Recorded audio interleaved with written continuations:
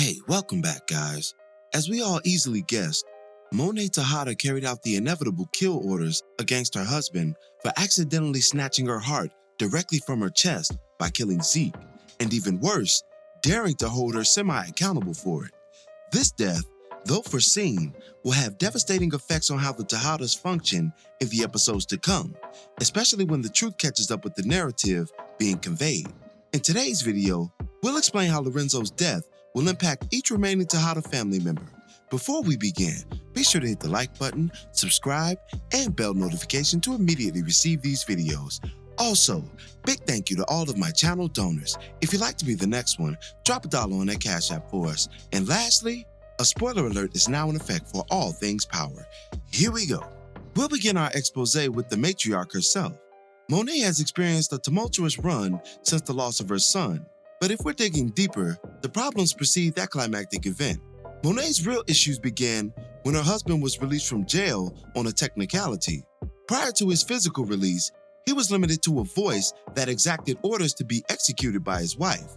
During his imprisonment, Monet established her own flow, influence, and power, using her husband's name as hood currency for anyone who dared oppose her reign. Now, upon his release, Monet went through a power shift that she truly wasn't ready for. She'd come to enjoy maneuvering as the sole physical representation to her criminal flock, and although she handled Lorenzo's business, she did it her way. A primary example of this is her initial business arrangement with Tariq. Under Lorenzo's control, there's absolutely no way he would have shifted his business from the streets to Stansfield. He was an old school guy with old school sensibilities, and such an innovation in moving weight would have been lost on him. However, Monet wasn't above changing her approach in a changing world that saw profit wherever it could attain it. She evolved her business for the better, and once Renzo came home, she was past the point of playing the good soldier. Monet was more than that now, and this is where the seeds of treachery were planted. In all honesty, it was always going to come to this for Lorenzo, but he accelerated the fatal split when he allowed his previously mentioned old school sensibilities as family protector to get the better of him. In the name of tradition, Renzo foolishly hunted down Mecca, even though his wife and associates had already conjured up a solution to remove the global goat of snitching. Renzo couldn't allow his wife to take the lead on such an endeavor, and it ultimately cost him his life. He would mistakenly pull the trigger on the person Monet loved most in this world, her firstborn nephew's son. And worse yet, Zeke was killed before Monet had the chance to mend fences, fully reconcile, and say goodbye. This is the context to the misery Monet is mired in at the opening of Season 3, and the guilty Lorenzo allowed her to remain there out of fear and shame. The only person to learn of Lorenzo's secret was his oldest son, who used it for his own gain against his father, extorting him with the information in exchange for undisputed family leadership.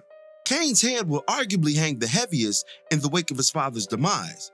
He mistreated Lorenzo, for valid reasons given the history, but learned a greater lesson in loyalty and true leadership throughout the ordeal. His father didn't excommunicate him during this time, but on the contrary, came through for his son when he needed him most, and even saved his life. These moments created sympathy for Lorenzo on the road to his end. Cain is the only Tejada outside of the perpetrator to know of Zeke's true dealer of death prior to Monet finding out. This means that the death of his father won't be perceived as random in his eyes. He took a final drink with his old man and encouraged him to come clean for his role in the pivotal mistake. And it was the subsequent observance of his son's advice that directly preceded his doom. A mixture of guilt, anguish, fear, and anger will consume the eldest Tejada as we progress through the remainder of Season 3. He'll come to resent his mother on an entirely different level, but he won't be the only one. Much of Cain's journey will be detailed in my upcoming Fate of Cain series, so stay tuned for that. But as for his siblings, how will the intentional removal of their father affect them? Drew will be an interesting case study in the aftermath of this tragic event. He's been the best definition of unfocused this season, engaging in situationship after situationship since the departure of the one he loves most. These random spells of pleasure, coupled with his father's newfound choice of Cain as family leader, has led Drew to attempting to prove himself in a fleeting effort. We saw this in two major examples: his suggestion to take out the Russian plug, and his connection through Gordo to move Noma's weapons. Once elected to rule the family, Drew has surprisingly been on the outside looking in. a residual consequence to his father's sin against the family by killing Zeke. Now extinguished from the family line, I expect Drew to discover a fresh fire for the game and completely dedicate his efforts to carrying out his father's wishes for him to lead. This will undoubtedly stir the simmering tensions between him and his older brother. But let the pot boil over if need be. Monet deemed it as such when she ordered the retaliatory hit on her husband.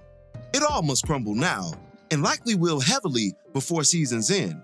Drew has been openly likened to Michael Corleone by series creator and former showrunner Courtney Kemp. And in that saga, the younger brother led the family in lieu of the older brother, after he was deemed unfit to rule. Their older brother's murder is also to be considered in this parallel, as it opened the gateway for Michael to truly assume the reins of power. This means that Drew will eventually lead his family from the ashes of this turmoil, but it may come at the cost of another integral member, either Kane or Monet.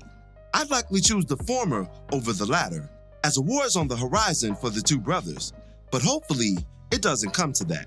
That leaves the final and most unpredictable Tejada to be negatively affected by Lorenzo's death, Diana. The Tejada princess's loyalty to her father is well documented at this juncture in the story. She's the very reason he was released from prison in the first place and allowed to breathe free air for a limited time. Diana has been at odds with Monet's plan for her life since the beginning, longing for the educational experience over the streets.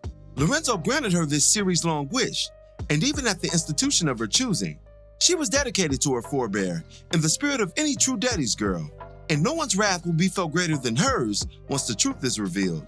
Lorenzo's death is going to surely place sadness and even depression inside of his only daughter.